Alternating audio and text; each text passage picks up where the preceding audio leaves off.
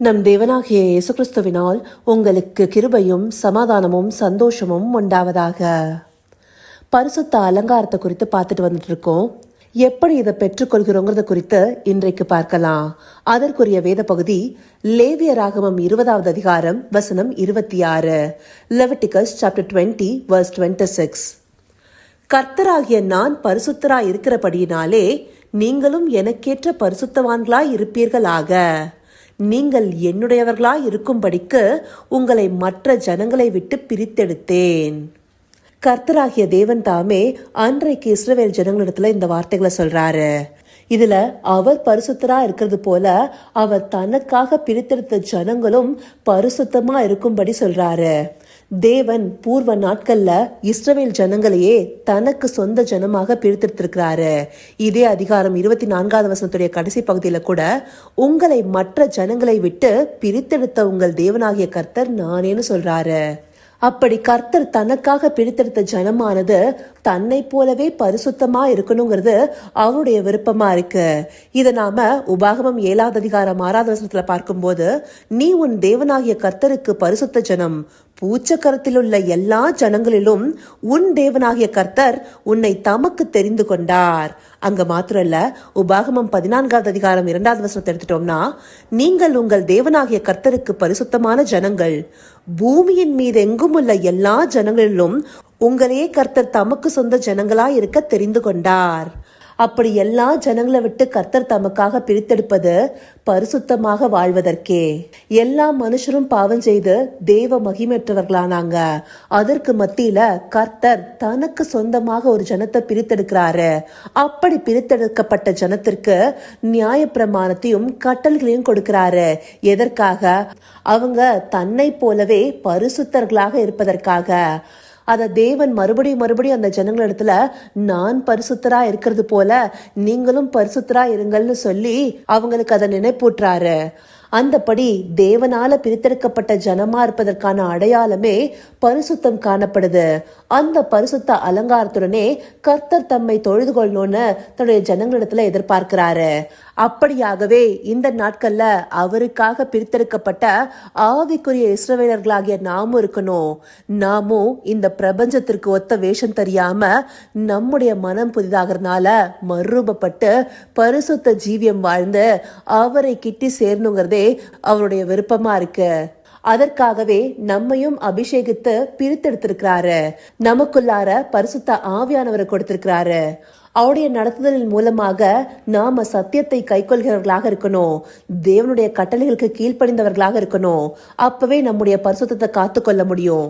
லேவியராகமம் 20வது அதிகாரம் 8வது வசனத்துல, என் கட்டளைகளை கைக்கொண்டு நடவுங்கள், நான் உங்களை பரிசுத்தமாக்குகிற கர்த்தர்.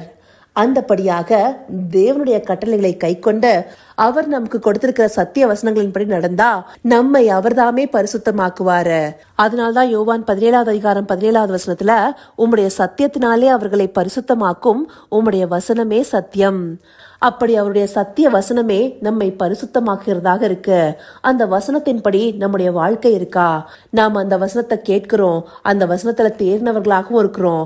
ஆனா அந்த வசனத்தின்படி நடக்கிறோமா? அப்படி நடக்கும் போதே நாம அவருக்காக பிரித்தெடுக்கப்பட்ட ஜனமாக அவருக்கேற்ற பரிசுத்தத்தோடு வாழ்வோம். அப்படி பிரித்தெடுக்கப்பட்ட பலனும் நமக்குள்ளார காணப்படும். அந்தபடி தேவன் தம்முடைய ஜனத்தை பிரித்தெடுத்து அவர்களை பரிசுத்தப்படுத்துறாரு. அப்படி பிரித்தெடுத்த வாழ்க்கையை நாம வாழ்றோமா? அதை நாம நிதானிச்சு பார்க்கணும். நம்மை போல தேவனை சமீபமா பெற்ற ஜனம் யாரு இருக்கா?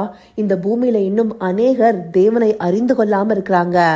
அவங்களுக்கு நாம பிரித்தெடுக்கப்பட்டு அவருடைய நீதியின்படி வாழ்கிற வாழ்க்கையே அவர் அடையாளப்படுத்தி காண்பிக்கும். அப்படியாக அவருடைய அடையாளத்தை பிரதிபலிக்கிற பிள்ளைகளாக நாம காணப்படுறோமா? அப்படி நாம பிரித்தெடுக்கப்பட்ட வாழ்க்கையை வாழும் போதே அது தேவனை மகிமைப்படுத்துகிற விதமா இருக்கும் இல்லையா? நாம வாயினால தேவனை ஆராதிக்கிறோம், ஆனா நம்முடைய வாழ்க்கையில அந்த ஆராதனை காணப்படுதா? அவருக்கேற்ற பரிசுத்த ஜனமாக நாம வாழ்கிறதே புத்தியுள்ள ஆராதனை இல்லையா?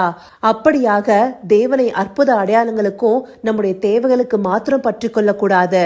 அவர் நம்மை பிரித்தெடுத்தது பரிசுத்தத்திற்கு ஏதுவாக நடத்தவே அந்த பரிசுத்த அலங்காரம் நமக்குள்ளார காணப்படும் போது அவரை எந்த நேரமும் தொழுது கொள்கிற பிள்ளைகளாக நாம வாழ்ந்து கொண்டிருப்போம். நம் மூலமாக மற்றவர்கள் தேவனை பார்ப்பாங்க. நம்முடைய நடக்கை மற்றவர்கள் மேல ஒரு தாக்கத்தை உண்டு பண்ணும். அப்படியான வாழ்க்கையை வாழும்படியாகவே நாம பிரித்தெடுக்கப்பட்டிருக்கோம். அந்த வாழ்க்கையை வாழும் போதே நாம நித்திய ராஜ்யத்திற்கு ஏதுவாக நடத்தப்படுவோம். அப்படியாக நாம ஒவ்வொருவரும் வாழணுங்கிறதே தேவனுடைய விருப்பமா இருக்கு. இதை அறிந்து கொண்டு இந்த பிரபஞ்சத்திற்கு ஒத்த வேஷம் தெரியாம தேவனால பிரித்தெடுக்கப்பட்ட ஜனமாய் பரிசுத்தவான்களாய் இருக்க அவரை நோக்கி பார்ப்போமா? கர்த்தாவே, தேவாதி தேவனே, உமக்கே இந்த வேளையில் நன்றி செலுத்துகிறோம் ராஜா. அப்பா, இந்த பூமியில் உள்ள எல்லா ஜனங்கள்ல இருந்தும் தேவரீர் எங்களை தமக்காக பிரித்தெடுத்து உம்முடைய சொந்த சம்பத்தாக சேர்த்து கொண்டது எங்களை உம்மை போல பரிசுத்தவான்களாய் இருக்கவேங்கிறத இந்த பகுதிகள் மூலமா எங்களுக்கு நினைவுபடுத்திருக்கீங்க தகப்பனே. இதை உணர்வுள்ள இருதயத்தோடு பார்த்து நீர் பிரித்தெடுத்த பரிசுத்தவான்களாய் நடந்து கொள்ள நவமான இருதயத்தை எங்களுக்கு தந்தர்லுங்கப்பா.